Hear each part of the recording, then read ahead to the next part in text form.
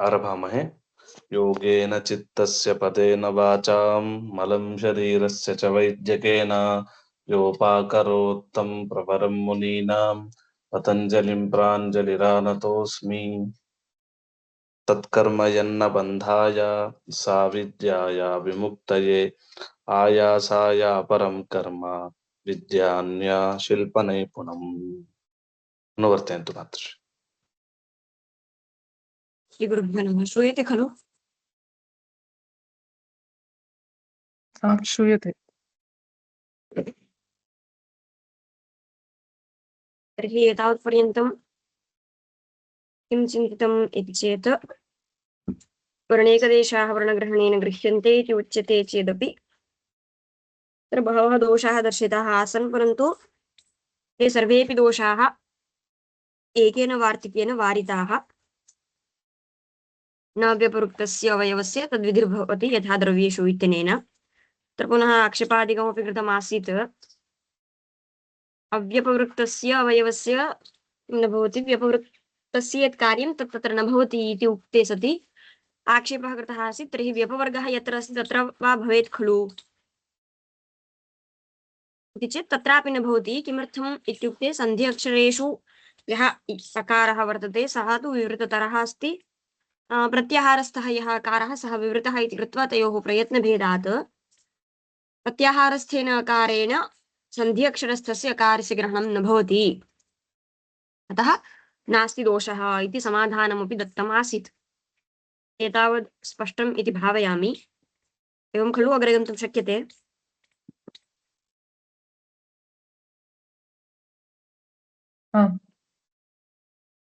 पङ्क्तिं पठन्ति वा प्रदीपः?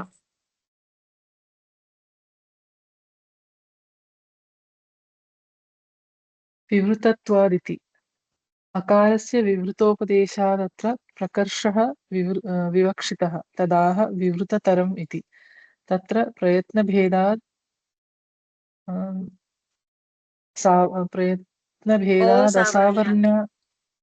असावर्ण्यादकारेण सन्ध्यक्षर अवयवस्य ग्रहणं नास्ति इत्यर्थः। तदेवम् अकारादिस्थस्य अवयवस्य भेदेन अग्रहणादग्रहणं सन्ध्यक्षरस्थस्य तत्सावर्ण्यात् ऋकारस्थस्तु रेफो भेदेन प्रातिभासाद् गृह्यते इति नुडादिसिद्धिः। अयं प्रतिपकारः अपि तदेव वदन्नस्ति। प्रत्याहारस्थस्य अकारस्य विवृतोपदेशः कृतः इति कृत्वा ऐकारस्थ्य नाम ऐकारस्थः यः अकारः वर्तते तत्र तदपेक्षया प्रकर्षः विवक्षितः अस्ति, अतः अत्र विवृततरः इत्युक्तम्। इदानीं तर्हि सर्वत्र अकारयोः प्रयत्नभेदात् सावर्ण्यं नास्ति, सावर्ण्याभावः। एवं खलु? प्रत्याहारस्थः विवृतः, अन्यत्र विद्यमानः विवृततरः। तर्हि तयोः प्रयत्नभेदात् सावर्ण्याभावात् प्रत्याहारस्थेन अकारेण सन्धि अक्षरस्थस्य अकारस्य ग्रहणं न भवति। एवं च तर्हि अकारे क्षम्यताम् आकारे अकारमादाय पृथक् किमपि कार्यं कर्तुं न शक्यते इति जातम्। यतः आकारे विद्यमानः यः अकारः तस्य पृथक् ग्रहणं नैव भवति, यतः तयोः सावर्ण्यमेव नास्ति इदानीम् इति कृत्वा। सम्यक् वा? तर्हि ग्रहणं नैव भवति इत्यतः तस्य अर्थात् आकारस्थः यः आकारः वर्तते तस्य प्रत्याहारस्थेन अकारेण ग्रहणं भवितुं नार्हति प्रयत्नभेदात्, अर्थात् अथवा तु सावर्ण्याभावात्। सम्यक् वा? अतः तत्र कार्यं न भवति इति तत्र प्रतिपकारः वदति। विवृतत्वादिति अकारस्य वृतोपदेशात् अत्र प्रकर्षः विवक्षितः। अकारः विवृतः पठितः, विवृतः उपदिष्टः, तत्र विवृतः यः वर्तते तदपेक्षया अत्र प्रकर्षः विवक्षितः इति कृत्वा विवृततरम् इति अत्र उक्तम्।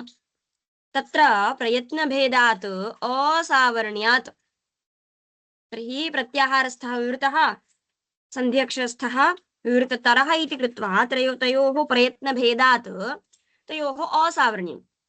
तर्हि असावर्ण्यात् अकारेण प्रत्याहारस्थः यः अकारः वर्तते तेन अकारेण सन्धि अक्षरावयवभूतः यः अकारः तस्य ग्रहणं न भवति। सम्यक् किमर्थम् इति चेत् सावरण्याभावात्। सन्धि अक्षरस्थस्य तु अग्रे तदेवम् आकारादिस्थस्य अवयवस्य आकारे विद्यमानः यः अवयवः अकारः तस्य भेदेन अग्रहणादग्रहणम् तस्य विवृततरः वर्तते इति कृत्वा तयोः भेदः प्रत्याहारस्थः विवृतः सन्धि अक्षरस्थः विवृततरः इति कृत्वा तयोः भेदः वर्तते इत्यतः भेदः वर्तते इत्यतः तयोः ग्रहणं नास्ति इत्यर्थः। भेदेन अग्रहणादग्रहणम्। सन्धि अक्षरस्थस्य तु असावरण्यात्।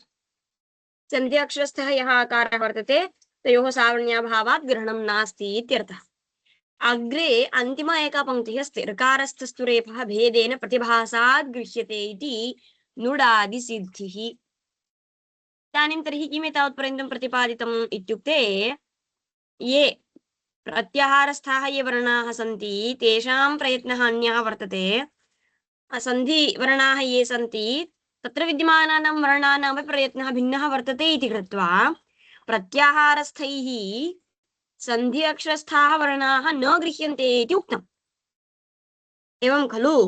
तर्हि इदानीं ऋकारः वर्तते एकः वर्णः अच्वर्णः ऋकारः तत्र रेफद्वयमस्ति। रेफद्वयोः मेलनेन ऋकारः जातः। आनृजे इति एकं रूपमस्ति। आनृजे कथं सिद्ध्यति इति वक्तुं शक्यते वा?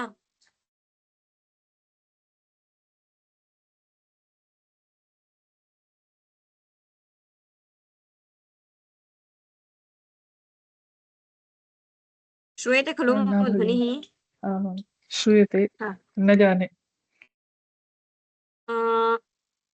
ऋज इति धातोः लिट् लकारः। ऋज इति धातोः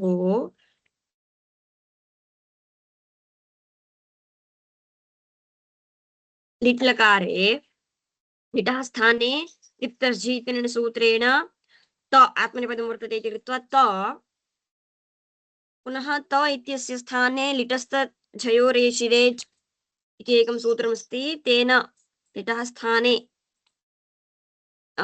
नाम तकारस्य स्थाने एष् आगमः विधीयते, एष आदेशः भवति। ततः अयं लिट् लकारः इति कृत्वा लिटि धातोरनभ्यासस्य इत्यनेन सूत्रेण द्वित्वं भवति। ऋज ऋज ए इति द्वित्वे जाते फलादिशेषः इत्यनेन सूत्रेण यत्र द्वित्वं जातं तत्र पूर्वस्य अभ्यास इति संज्ञा विधीयते। पूर्वोऽभ्यासः इत्यनेन सूत्रेण तत्र अभ्यास इति संज्ञा यस्य अस्ति तस्य आदिमः एकः हल् शिष्यते अन्य हलः लुप्यन्ते इति उक्तत्वात् ऋज इत्यत्र जकारस्य लोपः ऋ इति शिष्यते। ऋ ऋज ए इति स्थिते पुरत् इति एकं सूत्रमस्ति। तेन सूत्रेण ऋकारस्य स्थाने अकारः विधीयते। अभ्यासस्य यः ऋकारः तस्य स्थाने अकारादेशः। तर्हि ऋत् क्षम्यताम् ऋज ए इति भवति। ततः अत आदेः इत्यनेन सूत्रेण आकारः अकारस्य आकारे आ ऋज ए इति भवति।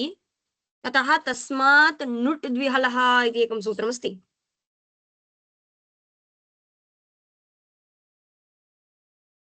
अतादेः इत्यनेन सूत्रेण अकारस्य दीर्घे कृते आ ऋज ए इत्यवस्थायां तस्मात् नुट् द्विहलः इति एकं सूत्रमस्ति। किमुच्यते तेन इत्युक्ते नुडागमः विधीयते। द्विहल् धातुः यत्र वर्तते अथवा तु द्विहल् निमित्तीकृत्य नुडागमः विधीयते। इदानीम् अत्र ऋज इति धातुः अस्ति अस्तु वा? तत्र इदानीं हल् द्वयमस्ति वा इत्युक्ते वस्तुतः जकारः एकः एव, परन्तु ऋकारे रेफद्वयमस्ति। तर्हि तत्र रेफद्वये एकः रेफः वर्तते पुनश्च एकः जकारः वर्तते इति कृत्वा हल् द्वयं सिद्धम्। सम्यक् वा? ऋकारे रेफद्वयमस्ति तत्र रेफः ऋकारस्य अवयवः तर्हि एकः रेफः एकः जकारः इति एवम् अत्र हल् द्वयम् इदानीं वर्तते इत्यतः ऋज इति धातोः नुडागमः विधीयते सम्यक् वा स च कुत्र भवति इति चेत् तित्वात् आद्यवयवः धातोः तर्हि आ नुट ऋज ए इति भवति मेलयामश्चेत् आनृजे इति रूपं सिद्ध्यति सम्यक् वा आम् आम् अत्र आचार्य इदानीं सिद्धिः अवगता खलु अत्र इदानीम् एकः आक्षेपः भवेत् कः आक्षेपः प्रश्नः भवेत्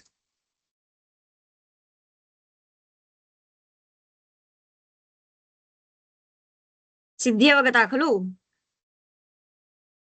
आचार्ये आम् आचार्य अत्र रेफ मध्ये क्षम्यतां ऋकारे रेफद्वयमस्ति एतत् कथं ज्ञायते सत्यं सर्वत्र इदं प्रसिद्धं खलु रेफद्वयवान् ऋकारः इति अस्ति इति एव अस्ति आम् अस्तु सिद्धान्तकौमुद्यामपि क्वचित् आगतमस्ति रेफद्वयवानयमस्ति परन्तु तावता न सः व्यञ्जनवर्णः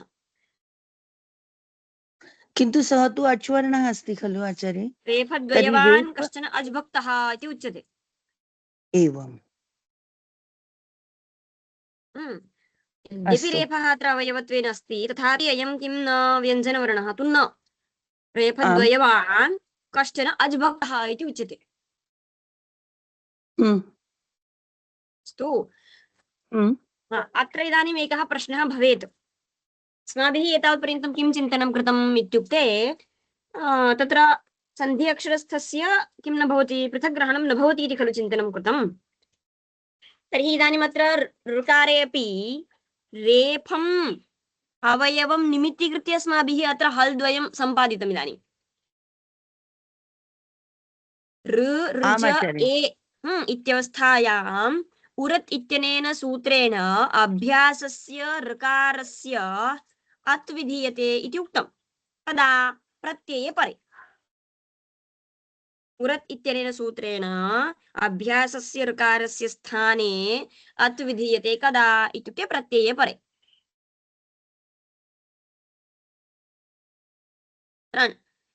अत्र इदानीं ऋज इति द्वित्वं कृतं पश्यन्तु ऋज ऋज ए इति वर्तते सत्यं खलु तर्हि द्वित्वे कृते तत्र प्रत्यये परे इति उक्तं तर्हि साक्षात् परकत्वं प्राप्यते वा अभ्यासस्य ऋकारस्य अत् विधीयते प्रत्यये परे इति उच्यते तत्र साक्षात् प्रत्यय कुत्र अस्ति आचार्य मध्ये तु व्यवधानम् अस्ति खलु मध्ये व्यवधानम् अस्ति तर्हि कथं स्यात् तत्र अत् इति चेत् तत्र एकः नियमः अस्ति येन न व्यवहितं तेन व्यवहितेऽपि इति श्रुतं स्यात् न श्रुतम् आचार्य क्षम्यताम् येन न अव्यवहितं तेन व्यवहितेऽपि इत्युक्ते अनेन न्यायेन क्वचित् केषुचित् स्थानेषु यद्यपि व्यवधानम् अस्ति तथापि तद् व्यवधानम् इति न परिगण्यते यद्यपि व्यवधानम् अस्ति तथापि तत्र व्यवधानं नास्ति इति मत्वा कार्यं क्रियते इत्यर्थः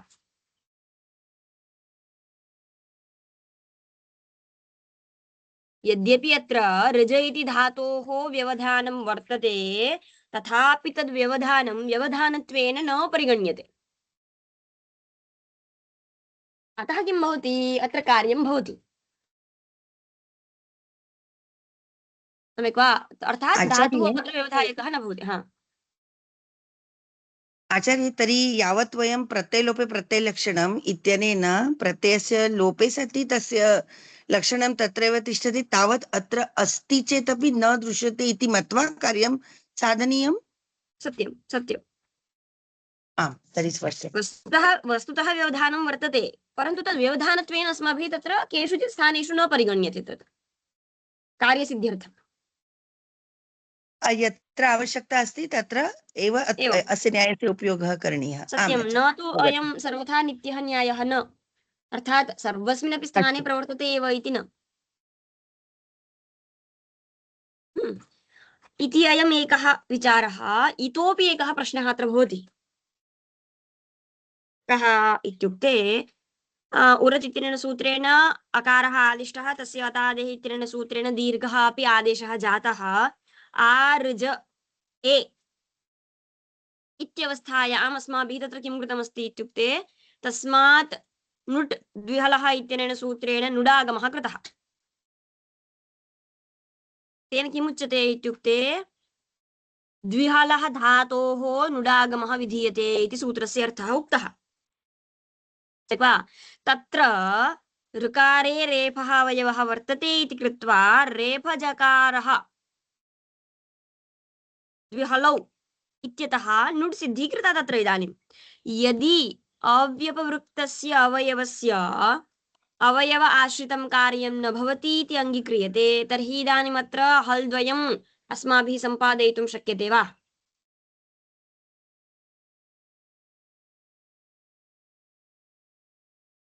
शक्यते वा? आर्जे मध्ये एव न आचार्य, आर्ज तत्र रेफ् तथा च जकार हल् द्वयम् अस्ति। ऋज इति अस्ति। ऋज रेफ् तस्य हलादिशेष इत्यनेन लोपः। आम् तर्हि आर्ज अस्ति। सः तु लुप्तः। तर्हि रेफ् ऋज ऋकारमध्ये तर्हि ऋकारमध्ये रेफ् अस्ति इति मन्तव्यं वा? तेन हलद्वयं स्वीकृतं वा? आम् आम्, न आम् अन्यथा तु तर्हि तत्र कथमपि प्रतिपादयितुं न शक्यते एव, यतः एकः एव जकारः सत्यम्। अस्ति खलु। आम् सत्यं। परन्तु हल् द्वयम् अपेक्षितं, तर्हि कथं तत्र हल् द्वयम् इदानीं सिद्ध्यति इति चेत् ऋकारे अवयवभूतः रेफः अस्ति एकः। आम् आम् तं रेफं पुनश्च जकारं निमित्तीकृत्य हल् द्वयं सम्पाद्य नुडागमः क्रियते, तेन आनृजे इति रूपं सिद्ध्यति। महोदय, मम एकः प्रश्नः अत्र। हा, अत्र ऋकारे यदि वयं मन्यामहे रेफद्वयं वर्तन्ते, तर्हि अत्र हल् त्रयं दृश्यते किल? सत्यं। तर्हि हल् द्वयम् इति आदाय कथं वा नुडागमं क्रियते अत्र? पश्यन्तु, द्वयं तु हल् भवेदेव, तस्मात् नुट् द्विहलः इतोपि अधिकं इत्यनेन भवितुम् सूत्रेण अर्हति। अधिकं भवितुम् अर्हति, तत्र क्लेशः नास्ति, परन्तु न्यूनं न भवेत्। एवं न्यूनं न्यूनातिन्यूनं द्विहलः भवेत्। द्वयं एवं हल् द्वयं तु भवेदेव। अस्तु वा? अत्र इदानीं तर्हि पश्यन्तु, अस्माभिः एतावत्पर्यन्तं किं चिन्तनं कृतम् इत्युक्ते अव्यपवृत्तस्य अवयवस्य अर्थात् अभिन्नस्य, एकारे अभिन्नः वर्तते अवयवः, अथवा तु अत्र ऋकारे रेफः अभिन्नः इदानीम् अव्यपवृत्तः खलु, तर्हि अव्यपवृत्तस्य अवयवस्य रेफस्य अवयवाश्रितं कार्यं न भवति इति खलु एतावत्पर्यन्तम् अस्माभिः प्रतिपादितमस्ति। तर्हि अत्र ऋकारः अव्यपवृत्तः वर्तते, तत्र रेफः यद्यपि अवयवः, तथापि तदाश्रितं कार्यं तु कर्तुं न शक्यते खलु इदानीम्।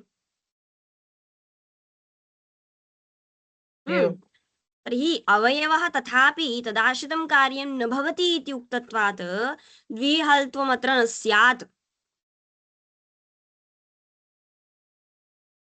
एवं परन्तु समुदाये तु अस्ति एव किल, समुदायस्य ग्रहणम् अस्ति किल।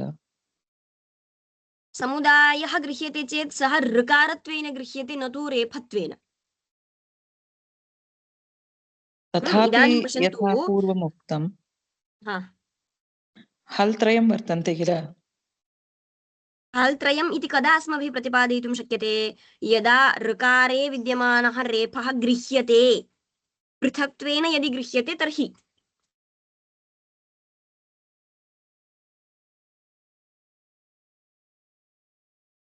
सत्यं, हल् त्रयम् इति ग्रहणं भवति, परन्तु तत्र समुदाये विद्यमानः यः अवयवः तन्निमित्तीकृत्य किमपि कार्यं कर्तुं न शक्यते इति खलु एतावत्पर्यन्तं प्रतिपादितम्। यत्र अवयवः अभिन्नः वर्तते, यस्मिन् समुदाये अवयवः अभिन्नः, तादृशसमुदाये विद्यमानः यः अवयवः तम् अवयवं निमित्तीकृत्य किमपि कार्यं कर्तुं न शक्यते इति एतावत्पर्यन्तं चिन्तनं कृतम्। अव्यपवृत्तस्य अवयवस्य इति। अव्यपवृत्तस्य अवयवस्य अवयवम् आश्रित्य किमपि कार्यं न भवति इति अस्माभिः चिन्तितम् एतावता। किन्तु आचार्ये अत्र तु रेफद्वयं निमित्तमस्ति खलु, तर्हि इदानीं तु निमित्तमेव अस्ति न? तदेव तदेव इदानीं वस्तुतः निमित्तीकृत्य कार्यं कृतं, परन्तु यथा एतावता चिन्तनं कृतं तदनुसारं तु न स्यात् खलु कार्यम्। हा, न स्यात् इति प्रश्नः। आमाम्। कयाचित् भगिन्या पृष्टमासीत् किमपि प्रश्नः प्रष्टुम् आगतमिति चिन्तयामि, अवगतं वा?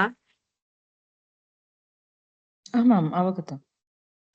तर्हि अत्र इदानीं किं क्रियते इत्युक्ते वस्तुतः सत्यम्, अव्यपवृत्ते अवयवं निमित्तीकृत्य अवयवमाश्रित्य कार्यं न भवति इति उक्तं सत्यं, तथापि अत्र प्रकृते इदानीं किं क्रियते इति चेत्, प्रकृते नाम ऋकारविषये ऋकारस्थः रेफः भेदेन गृह्यते इत्यङ्गीक्रियते। ऋकारस्थः रेफः व्यपवृत्तत्वेन गृह्यते इत्यङ्गीकृत्य किं क्रियते, अत्र इदानीं प्रकृते नुडादि सिद्धिः भविष्यति। अन्यथा यदि ऋकारे रेफः भेदेन न गृह्यते इति उच्यते तर्हि बहुत्र दोषाः भवन्ति। यतः ऋकारे विद्यमानः यः रेफः अवयवः तं निमित्तीकृत्य बहुत्र कार्याणि कृतानि सन्ति। इदमेकम् उदाहरणम् अत्र दृश्यमानमस्ति। तत्र अतः एव नुडादि इति ग्रहणं कृतम्। आदिना तत्र लत्वं पुनश्च णत्वम् इत्यादिकं सर्वं गृह्यते। तत्सर्वं किं ऋकारमेव निमित्तीकृत्य भवति। अर्थात् ऋकारं नाम ऋकारस्थः यः रेफः अवयवीभूतः तं निमित्तीकृत्य कार्याणि क्रियन्ते बहुत्र। चक्लुपे इति रूपमस्ति, तत्र लत्वं क्रियते रेफं निमित्तीकृत्य। मातॄणाम् इत्यत्र रेफं निमित्तीकृत्य किं क्रियते, णत्वं क्रियते। तर्हि यदि ऋकारस्थः रेफः न गृह्येत तर्हि एतादृशस्थानेषु दोषाः भवन्ति इत्यतः ऋकारविषये किं क्रियते, ऋकारे विद्यमानः यः रेफः सः भेदेन गृह्यते इति अङ्गीक्रियते।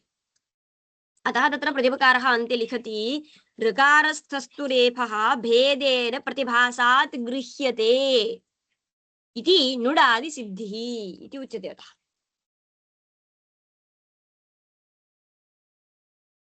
सम्यक्।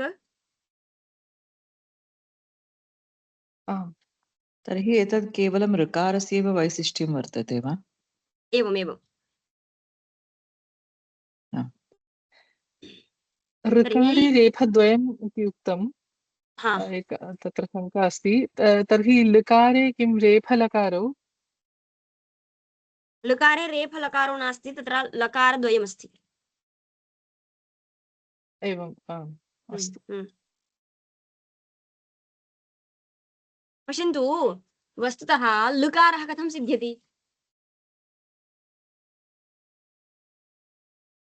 सः तु अच्वर्णः लकारे मन्यते। लकारे रेफः अपि वर्तते, सत्यं। भगिन्या यथा उक्तं तदनुसारं तत्र ऋकारः अपि अस्ति, कथं सिद्ध्यति? उरण्रपरः सूत्रे अस्ति एतत्। पश्यन्तु, ऋकारः वर्तते, अच्वर्णः ऋकारः यः अस्ति तत्र ऋकारे रेफः यः वर्तते अवयवभूतः, तस्य स्थाने यदा लत्वं क्रियते, त्रिपोरोलः इति सूत्रमस्ति, सम्यक् वा?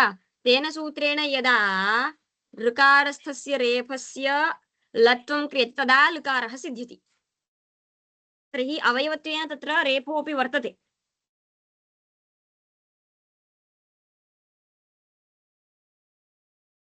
अवगतं वा?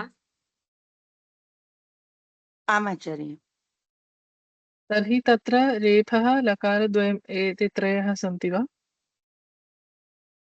लकारद्वयमिति न वक्तव्यं, तत्र एकः एव अस्तु ऋकारः वर्तते तावदेव, लकारः एकः एव। ऋकारे रेफद्वयमस्ति, लकारे नास्ति। एवं किम् आचार्य एषः भेदः किमर्थमस्ति? इत्युक्ते ऋकारे रेफद्वयं किन्तु ऋकारे एकः एव ऋकारः, तर्हि अस्य दीर्घत्वं नास्ति तेन? नास्ति, लकारस्य दीर्घत्वं नास्ति खलु। आम्, तेन एकः एव ऋकारः, सत्यम्, एकः एव। तर्हि प्लुत तु अस्ति खलु? प्लुतः अस्ति चेत् अस्य अस्ति एव खलु प्लुतः तु विधीयते। आमां, तेन अत्र ऋकारद्वयं न भवितुमर्हति वा? प्लुतः इत्युक्ते इति कृत्वा प्लुतः इति इत्युक्ते किं हम्म। दीर्घ उच्चारणं। प्लुतः इति कृत्वा तत्र वर्णद्वयमस्ति इति अर्थः न खलु। एवं दीर्घ उच्चारणं केवलं। सत्यं, तावदेव। अस्तु, आमां। तर्हि एतावत् एवम् अन्ततो गत्वा किं सिद्ध्यति इदानीम् इत्युक्ते वर्णग्रहणेन वर्णैकदेशाः गृह्यन्ते इति अङ्गीकारे दोषाः तु न सन्ति इति सिद्ध्यति। यद्यपि वर्णग्रहणेन वर्णैकदेशः गृह्यन्ते इति पक्षः अङ्गीक्रियते, तथापि दोषाः तु न सन्ति इत्येवं वर्णैकदेशाः वर्णग्रहणेन गृह्यन्ते इति पक्षः अयं भवति। एतावत्पर्यन्तं यः पक्षः अस्माभिः चिन्तितः सः पक्षः एतावत् स्पष्टम् इति अहं भावयामि। अद्य एतावत् भवतु, इतः परम् अग्रे अग्रहणपक्षः आरभ्यते, श्वः चिन्तयामः। आचार्ये, विवृत तथा च विवृततरम् अत्र कः भेदः अस्ति? यतोहि ईषद्विवृतं ईषद्विवृत तथा च विवृत जानीमः, तर्हि विवृत तथा च विवृततर अत्र कथं भेदं जानीमः? कथं भेदः इत्युक्ते वस्तुतः यः प्रत्याहारस्थः यः अकारः तदपेक्षया तत्र सन्धि अक्षरस्थस्य कश्चन प्रकर्षः आधिक्यं विवक्षितमस्ति, अतः विवृततरः इति उच्यते। विवृत अपेक्षया किञ्चित् आधिक्यम्। आम्, यतोहि गुरु अपि भवति। आम्, तेन किं किं गुरु इत्युक्ते दीर्घत्वं भवति तेन। दीर्घत्वं, हा एवं, वस्तुतः यः प्रत्याहारस्थः तदपेक्षया किञ्चित् दीर्घत्वम्। आम् आम् आम्, अवगतम् इदानीम् अवगतम्। धन्यवादः आचार्य।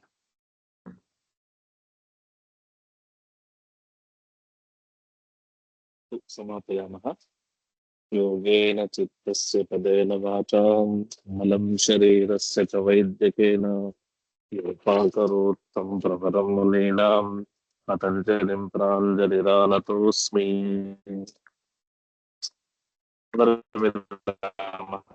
धन्यवादः। धन्यवादः आचार्य। नमस्कारः आचार्य। शुभदिनं। नमस्कारः आचार्य।